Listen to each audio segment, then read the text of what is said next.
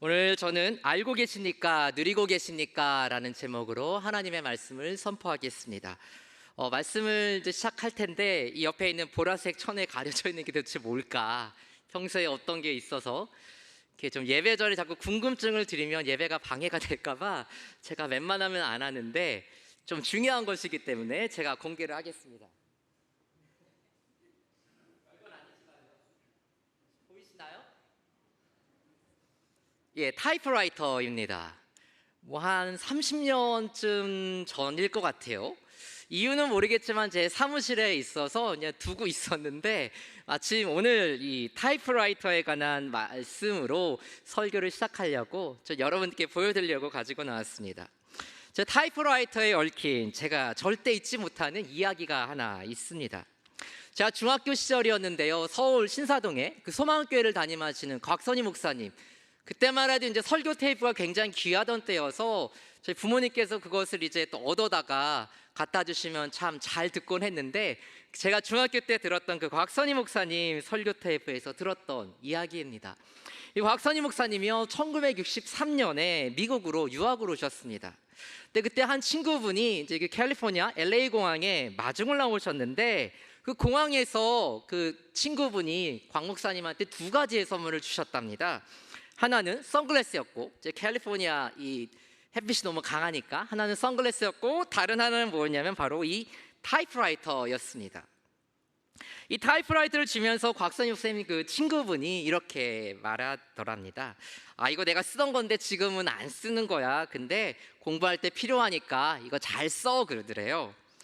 처음에는 뭐 그런가 보다 하고 이제 받아왔는데, 집에 와서 보니까 정말 아주 많이 사용했던 거였습니다. 이 곽 목사님 기분이 별로 좋지 않으셨습니다.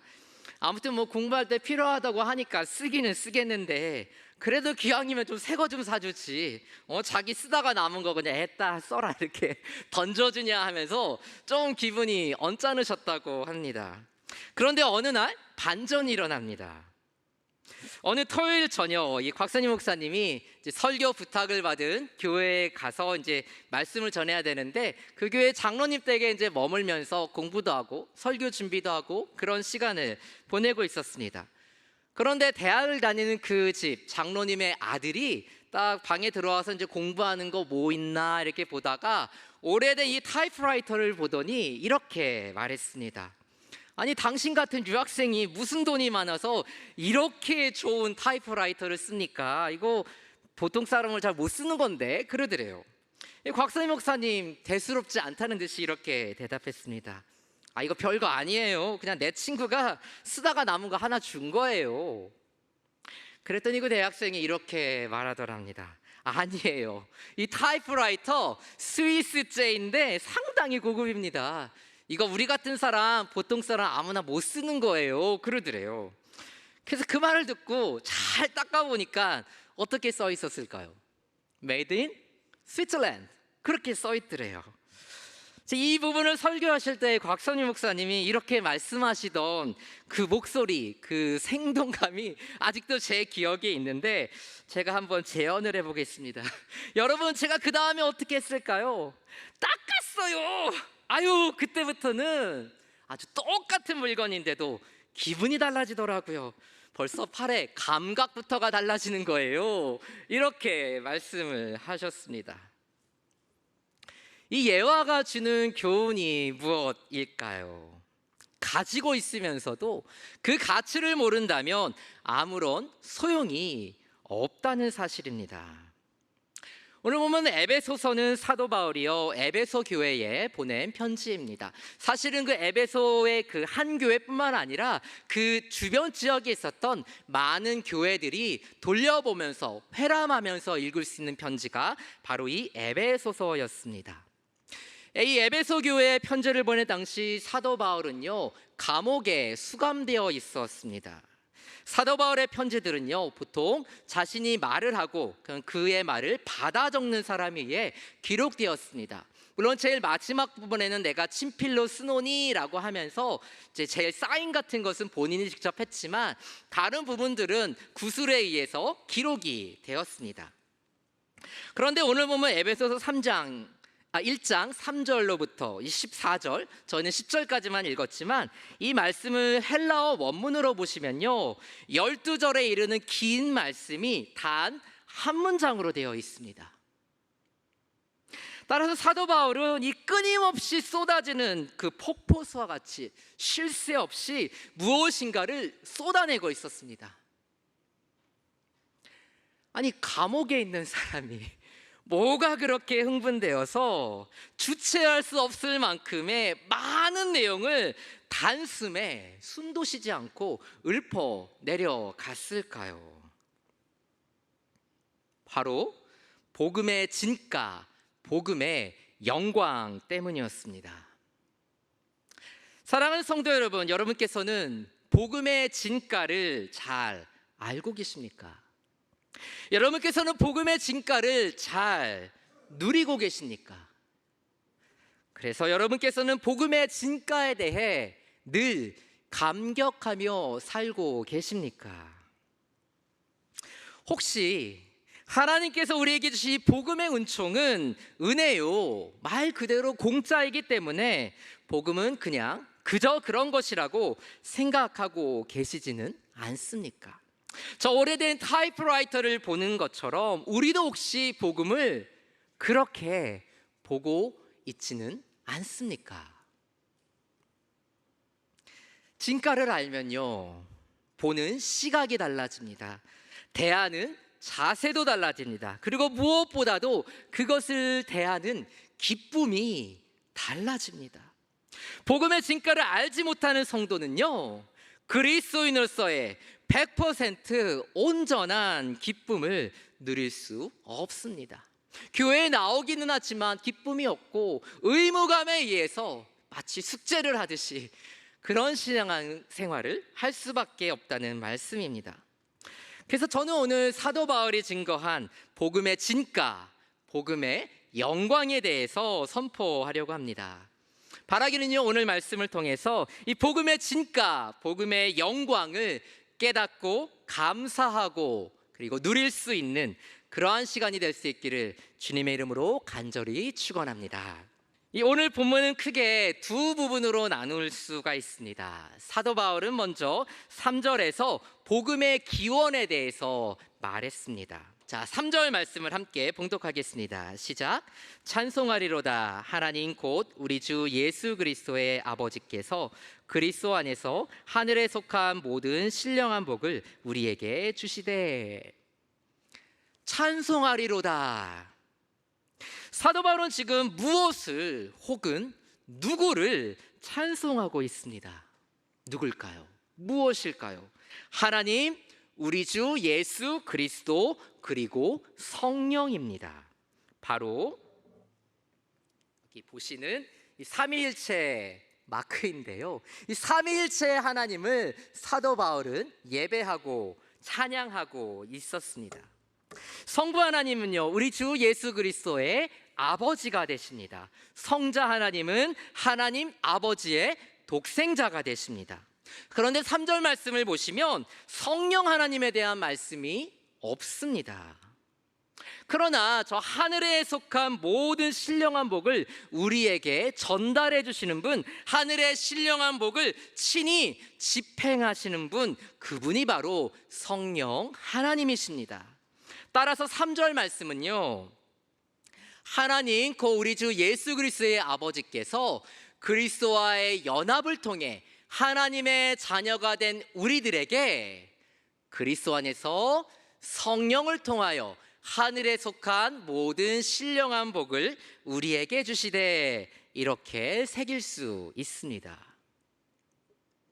그러면요, 성부 하나님이 성자 그리스도 안에서 성령을 통해 우리에게 주신 하늘에 속한 신령한 복은 무엇일까요?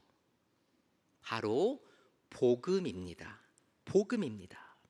바울이 하늘에 속한 모든 신령한 복이라고 했을 때 이 모든이라는 말은요, 과거와 현재와 미래를 통칭하는 말입니다.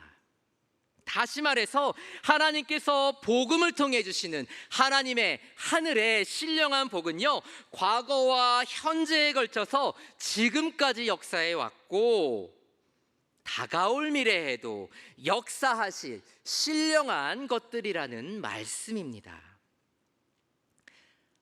먼저 과거에 주신 이 하나님의 신령한 복에 대해 상고하겠습니다. 4절로 6절 같이 읽겠습니다. 시작.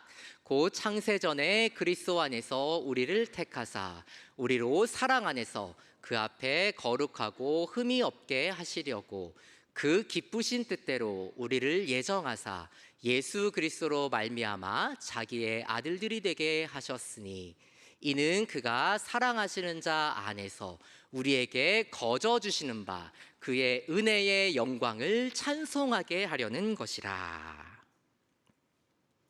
과거에 주신 하나님의 신령한 복은 무엇입니까?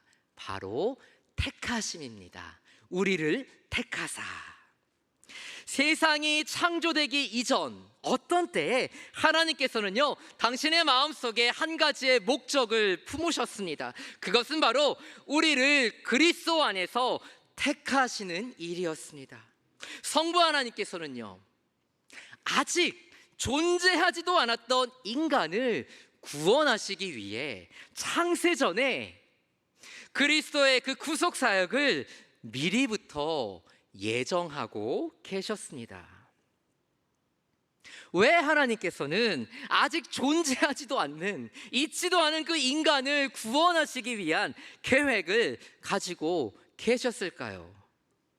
다시 4절 말씀입니다. 우리로 사랑 안에서 그 앞에 거룩하고 흠이 없게 하시려고. 이 말씀을 잘 한번 생각해 보시기 바랍니다. 하나님께서 당신의 마음속에 우리를 선택하시기로 작정하셨을 때, 예정하셨을 때 우리의 존재는 이미 거룩하지 않았습니다. 우리에게는 이미 많은 흠이 있었습니다. 그래서 우리에게는요, 원천적으로 하나님의 양자가 될 만한, 자녀가 될 만한 아무런 자격이 없었습니다. 우리는 이미 우리의 죄로 인해서요, 마땅히 심판을 받아야 할 존재들이었습니다. 그러나 하나님께서는 우리를 사랑하셨습니다. 그래서 하나님께서는 그리스도 안에서 우리를 사랑하시고 원천적으로 죄인이었던 우리를 그리스도 안에서 구원하시기로 계획하시고 예정하시고 작정하셨습니다. 다시 말해서 우리로 하여금 하나님 앞에 다시 한번 설 수 있도록 하시기 위해서 하나님께서는 먼저 우리를 거룩하고 흠이 없게 하시기로 예정하셨습니다. 이것이 바로 하나님께서 과거에 해주신 그 하늘의 신령한 복입니다. 이 4절에 나오는 하나님의 예정하심에 대해서 사도 바울은 5절에서 한 번 더 반복해서 말합니다. 그 기쁘신 뜻대로 우리를 예정하사 예수 그리스도로 말미암아 자기의 아들들이 되게 하셨으니. 여기서 중요한 기독교 교리가 한 가지 나옵니다. 바로 하나님의 예정, 하나님의 선택입니다. 어떤 분들은 이렇게 말합니다. 내가 하나님을 선택한 것 아니냐? 맞습니다. 실제로 여러분들께서 자유롭게 하나님을 믿기로 선택하신 것이 맞습니다. 그러나 창세전부터 하나님께서 여러분들을 먼저 택하셨기 때문에 그렇게 하실 수 있었습니다. 어떤 분들은 또 이렇게 말씀하십니다. 내가 그리스도를 믿기로 결단한 것 아니냐? 맞습니다. 실제로 여러분의 그 자유로운 의사결정에 의해서 결심하신 것이 맞습니다. 그러나 창세전부터 하나님께서 여러분들을 위해 먼저 결심하셨기 때문에, 계획하셨기 때문에 여러분들이 그렇게 하실 수 있었습니다. 여기서 나오는 창세전, 이 창세전이라는 시간은요, 우리가 우리 스스로 우리의 어떠한 공로나 선한 행위나 크레딧을 주장할 수 없는 때입니다. 그렇기 때문에 우리는 예수 그리스도를 구주로 고백하고 구원을 받는 데 있어서 나의 공로, 나의 크레딧은 nothing, 터럭만큼도 기여한 바가 없다는 사실은 우리는 고백하고 인정해야 합니다. 왜냐하면 하나님의 그 구속의 은혜는 창세 전에, 이미 우리가 존재하기 전에 예정되었던 것이기 때문입니다. 이것은 우리 인간들이 하나님 앞에서 마땅히 가져야 하는 겸손입니다. 소위 구원파라 불리는 사람들이 있습니다. 그들은 이렇게 말합니다. 나는 하나님의 예정 가운데 택함을 받은 백성이니 나의 구원에는 아무런 문제가 없다. 그러니까 굳이 거룩하게 살려고 노력할 필요가 없다. 어차피 난 천국에 갈 운명이니 난 내 마음대로 살겠다. 그런데 이는 하나만 알고 둘은 모르는 굉장히 미련한 생각입니다. 왜일까요? 제가 4절로 6절을 다시 읽어보겠습니다. 곧 창세전에 그리스도 안에서 우리를 택하사 우리로 사랑 안에서 그 앞에 거룩하고 흠이 없게 하시려고 그 기쁘신 뜻대로 우리를 예정하사 예수 그리스도로 말미암아 자기의 아들들이 되게 하셨으니 이는 그가 사랑하시는 자 안에서 우리에게 거저 주시는 바 그의 은혜의 영광을 찬송하게 하려는 것이라. 하나님께서 우리를 택하시고 예정하신 이유와 목적이 무엇입니까? 하나님 앞에서 우리를 거룩하고 흠이 없게 하시기 위함입니다. 우리로 하여금 하나님의 은혜의 영광을 찬송하게 하시기 위함입니다. 그런데 그럼에도 불구하고 천국은 이미 따놓은 당상이야. 그러니까 난 내 마음대로 살 거야. 아니, 경건한 삶을 살지 않는데, 거룩한 삶을 추구하지 않는데 어떻게 하나님 앞에서 거룩하고 흠이 없게 될 수 있겠습니까? 하나님을 두려워하지 않는데 어떻게 하나님의 그 은혜의 영광을 찬송하는 삶을 살 수 있겠습니까? 구원파 같은 생각이 왜 미련한 것입니까? 이 하나님의 구속과 구원의 목적, 하나님께서 당신의 백성들을 구원하시기로 작정하신 그 예정과 택하심의 목적을 전혀 모르는 무지한 발상이기 때문입니다. 내가 구원받고 내가 저 천당에 가는 것, 그것에만 집중해서는 안 됩니다. 왜 하나님께서 나와 같은 인간에게도 구원의 은혜를 베푸셨을까 고민하고 생각하고 성찰하지 않으면 구원파와 같은 이단적인 생각에 빠질 수밖에 없습니다. 예정론을 가르쳤던 켈빈 선생님이 걱정하셨던 것도 바로 이와 같은 구원파식 발상입니다. 언뜻 보면요, 켈빈의 예정론은요, 하나님께서 우리를 어떻게 구원하셨는가, 누구는 선택하시고 누구는 선택 안 하시고 어떻게 구원하셨는가, 그것에 더 관심을 가지는 것처럼 보입니다.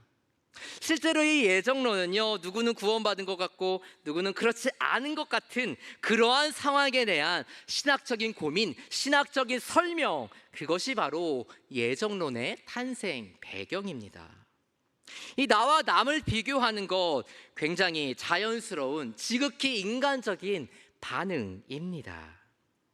그러나 예정론의 진위 여부를 떠나서 우리가 더 집중해야 할 것은 당신의 그 구속사역을 향한 하나님의 목적, 하나님의 의도입니다. 하나님께서 왜 우리 성도들을 예정하시고 선택하셨을까?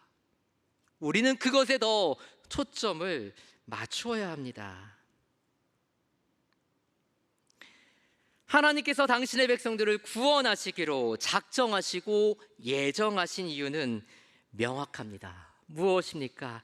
하나님 앞에서 거룩하고 흠이 없는 완전한 상태가 되어 그의 은혜의 영광을 찬송하게 하기 위함입니다. 사랑하는 성도 여러분, 거룩은요, 우리의 성도들이 하나님의 선택을 받은 목적입니다. 그리고 거룩은 내가 하나님의 선택을 받았다는, 구원을 받았다는 그 사실을 나타내주는, 증거해주는 유일한 증거입니다. 그래서 복음주의 신학자 존 스토트 목사님은 이렇게 말했습니다. 성경 어디에서도 선택의 신비를 완전히 해결해 주지 않는다. 그리고 우리는 그것을 너무 정확하거나 정밀하게 체계화하려는 사람은 누구든 경계해야 한다.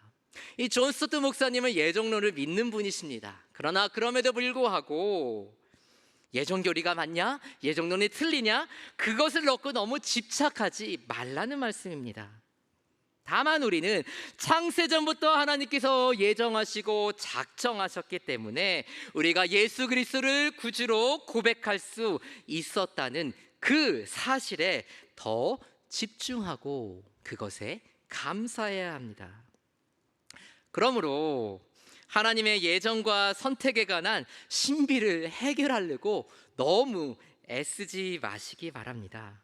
대신 그리스도를 닮아가고자 노력하는 성화의 삶, 이 sanctification의 삶을 위해 더 노력하시기 바랍니다. 그리고 하나님의 그 은혜의 영광을 찬송하는 삶을 살기 위해 더 애쓰시기 바랍니다.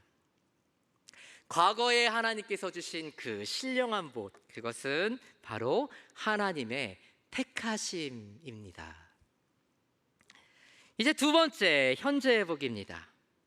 과거에 하나님께서 주신 신령한 복이 이 하나님의 택하심이라면 현재 우리가 누릴 수 있게끔 하나님께서 주신 신령한 복, 그것은 바로 하나님의 자녀됨입니다. Adoption. 4절과 5절 말씀을 제가 세번역 성경으로 읽어보겠습니다.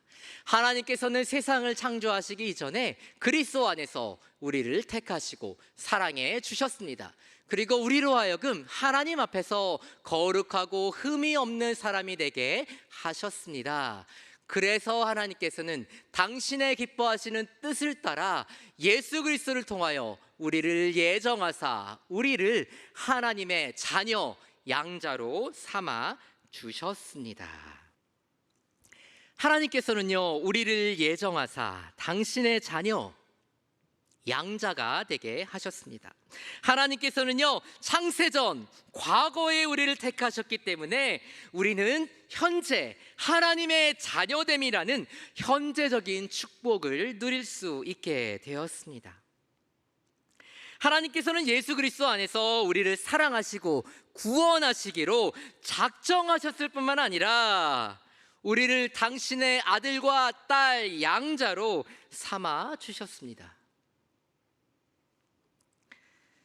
이 사도 바울 당시 이 로마 제국에는요, 노예를 양자로 삼는 그러한 관습이 있었습니다.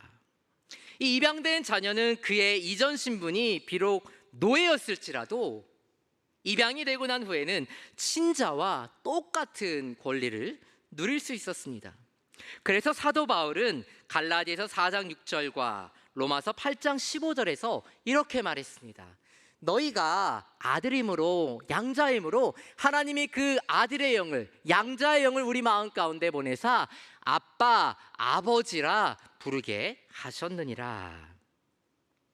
너희는 다시 무서워하는 종의 영을 받지 아니하고 양자의 영을 받았으므로 우리가 아빠, 아버지라고 부르짖느니라. We cry, Abba, Father. 특별히 로마서 8장 15절에 우리가 아빠, 아버지라고 부르짖느니라 라고 할 때 이 부르짖다라는 말은요, 폭발적으로 터져 나오는 외침입니다. 과거에 내가 아버지, 아빠라고 불렀던 때가 있었지, 이런 말이 아닙니다. 앞으로 다가올 미래에 아빠, 아버지라고 부를 수 있는 날이 곧 올 거야, 이런 말도 아닙니다. 우리가 아빠, 아버지라고 부를 수 있는 이 부르짖음은 지금 당장에 아빠! 하고 터져 나오는 현재적인 부르짖음입니다. 달빛이 유난히 밝았던 어느 날, 홍길동은 이렇게 동탄회했습니다. 나는 어찌하여 일신이 적막하고 부형이 있으되 호부 호영을 못하니 심장이 터질 것 같구나. 어찌 통한한 일이 아니리요.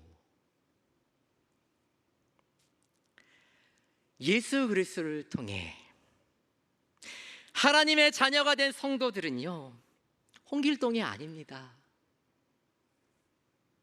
우리는 얼마든지 자유롭게 우리 하나님을 아빠, 아버지 이렇게 부를 수 있습니다.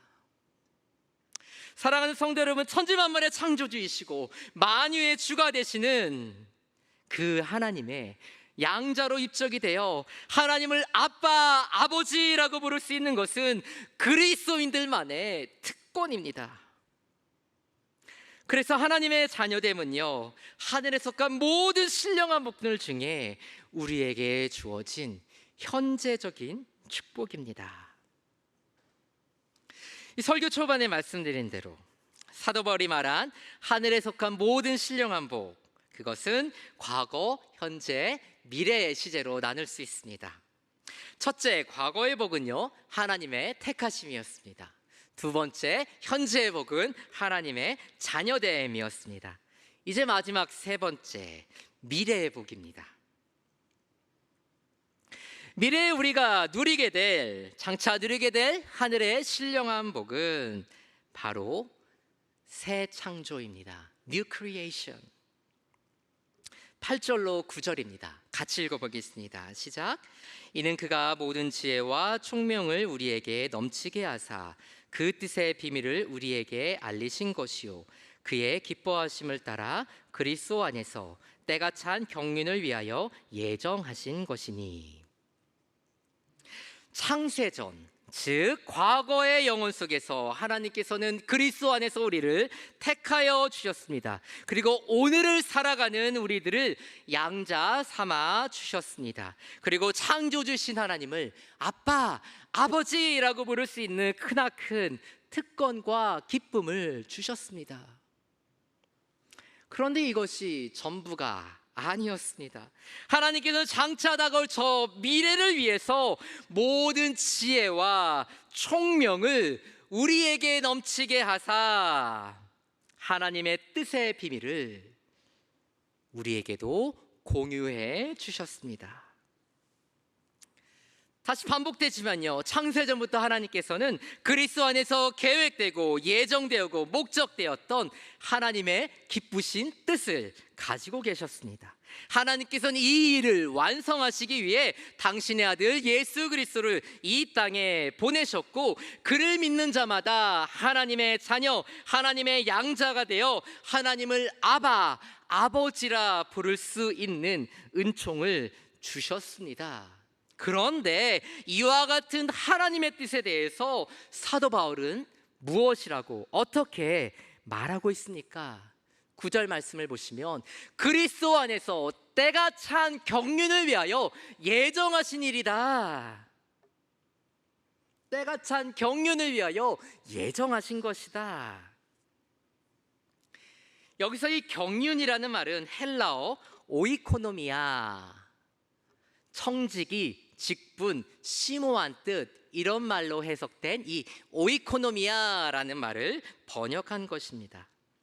마치 책임을 맡은 청지기가 집을 잘 관리하고 다스리는 것처럼 온 우주 만물의 주인이신 하나님께서 역사와 우주를 친히 주관하신다, 경영하고 계신다. 이것이 바로 경륜, 오이코노미아라는 뜻입니다.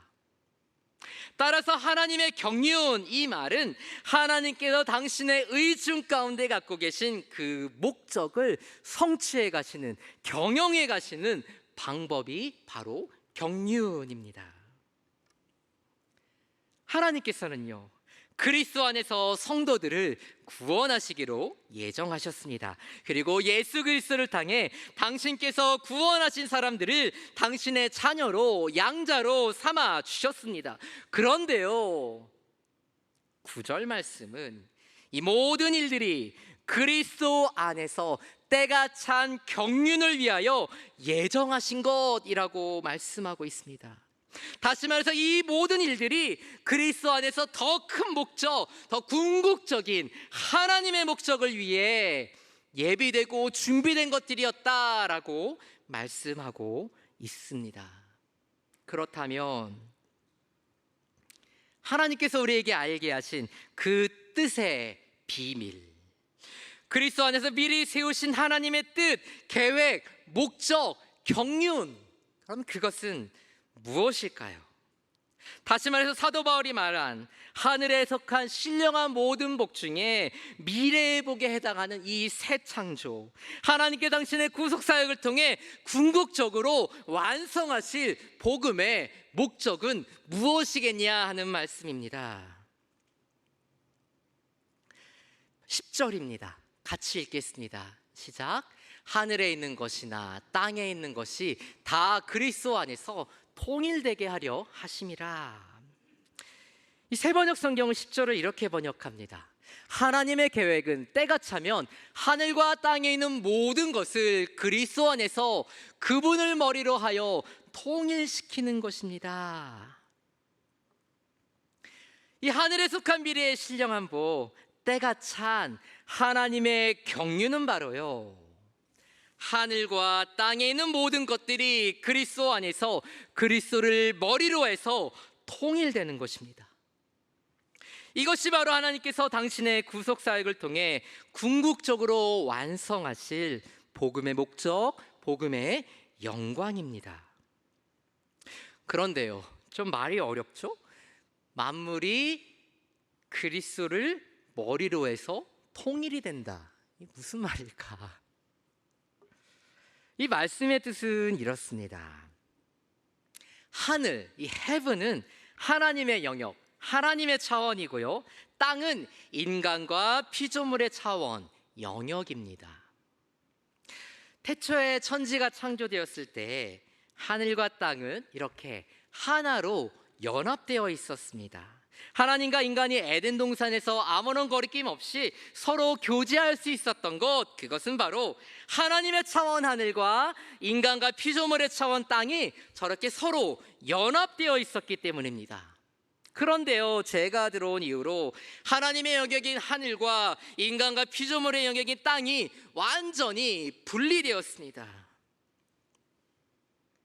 하지만 하나님께서는 당신의 백성들에게 은혜를 베푸시기로 작정하시고, 보시는 것처럼 부분적으로나마 하늘과 땅이 교차되는, 하나님과 인간이 만나서 교제할 수 있는 지점들을 만들어 주셨습니다. 구약 시대에는 성막과 성전이 그런 것이었고요, 신약 시대에는 예수 그리스도의 그 십자가 사역을 통해서 휘장이 위에서 아래로부터 그 찢어짐으로써, 갈라짐으로써 우리 인간도 하나님의 영역에 부분적으로나마 참여할 수 있게 되었습니다. 그러나 전체적으로 봤을 때 하늘과 땅은 서로 이렇게 교차하고 있지만 아직은 분리되어 있습니다.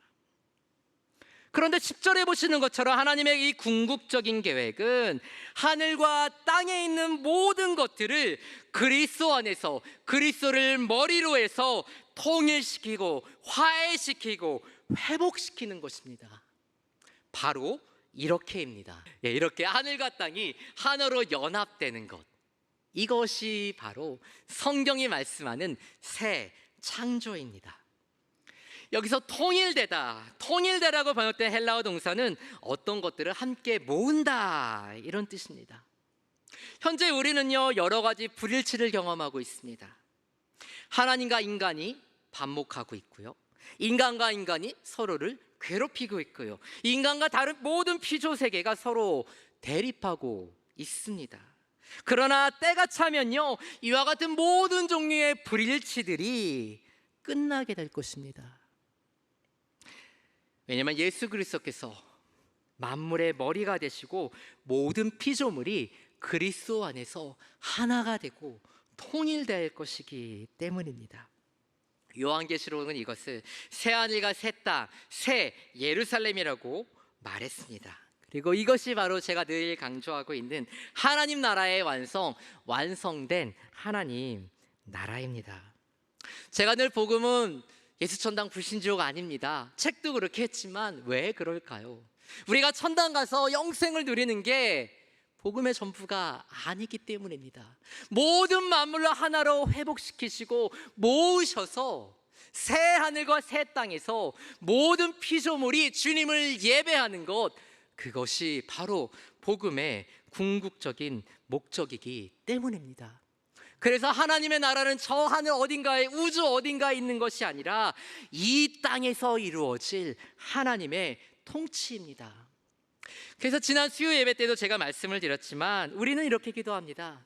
하나님의 나라가 임하게 하시고 뜻이 하늘에서 이룬 것 같이 이 땅에서도 그 하나님의 나라가 이루어지게 하소서. 하나님께서는 복음의 비밀, 하나님의 그 경륜의 비밀을 우리에게 계시해 주셨습니다. 그리고 우리는 주님께서, 그리스도께서 머리가 되셔서 모든 피조물을 하나로 하실 그 날을 바라보며 갈망하며 소망하며 살아가는 사람들입니다. 바울은 비록 감옥에 갇혀 있었지만 그는 영원한 하나님의 나라를 바라보고 있었습니다. 그는 창세전을 바라보고 있었고 앞으로 다가올 때가 찬 하나님의 경륜의 때를 바라보고 있었습니다. 그리고 저 두 영혼에 비추어서 지금 우리가 가진 것, 죄의 사함과 지금 우리가 된 것, 자녀됨을 꼭 붙들고 있었습니다. 인생은 많이 살아야 100년이라고 말합니다. 그런데도 우리는 너무나 사소한 것들에, 이 땅의 것들에 우리의 마음을 좀 잃어버리기가, 빼앗기기가 일쑤입니다. 그러나 우리는요, 하나님께서 허락하신 이 과거의 복, 그리고 앞으로 다가올 그 미래의 복을 바라보면서 현재 우리가 가지고 있는 하나님의 자녀, 하나님 나라 백성으로서의 특권과 사명을 깨달아 알 수 있어야 합니다. 우리가 그렇게 할 때 에베소서 뒤에 나오는 그 장엄한 찬양과 기도를 올려 드릴 수 있습니다.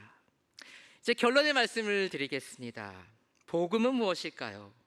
복음은 made by triune God, 이 삼위일체 하나님에 의해서 우리에게 주어진 하늘의 신령한 복, 가장 위대하고 가장 복된 소식입니다. 이 세상의 그 어느 것과도 비교할 수 없는 가장 큰 복, 유앙겔리온, good news, gospel, 복음입니다. 사랑하는 성도 여러분, 여러분께서는 이 위대한 복음을 어떠한 마음과 어떠한 자세로 대하고 계십니까? 복음? 내 친구 한번 교회에 와보라고 해서 뭐 밥도 주고 뭐 이렇게 친구들도 있고 하니까 나오라고 해서 한번 나와준 건데 뭐 들어보니 그냥 뭐 나쁘지 않다 싶어서 믿어주는 거야. 복음? 내가 모태신앙이야. 내가 지금까지 신앙생활이 몇 년 차인데 내가 그걸 모르겠어? 마음으로 혹시 이렇게 생각하고 계신 분들이 계신다면 저는 이렇게 여쭙고 싶습니다. 그래서 성도님은요,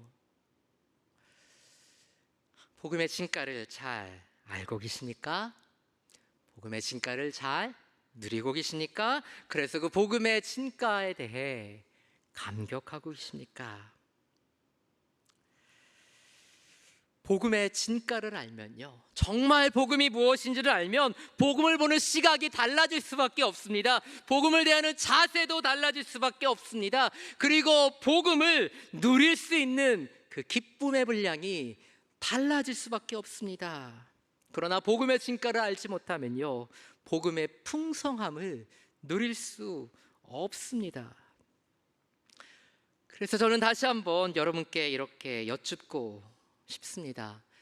여러분께서는 복음의 진가를 알고 계십니까? 그리고 누리고 계십니까?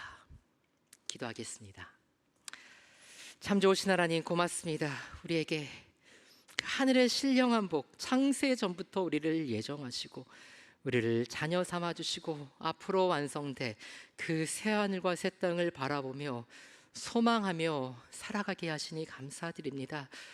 하나님, 형언할 수 없는 주님의 그 크신 그 축복, 구원의 은총, 하나님, 우리는 별것 아닌 것처럼 공짜로 주어졌기에 무가치한 것처럼 생각할 때가 참 많이 있었습니다. 하나님, 저희들의 무지함을 용서하여 주시고 이 복음의 진가를 알게 하여 주시옵소서.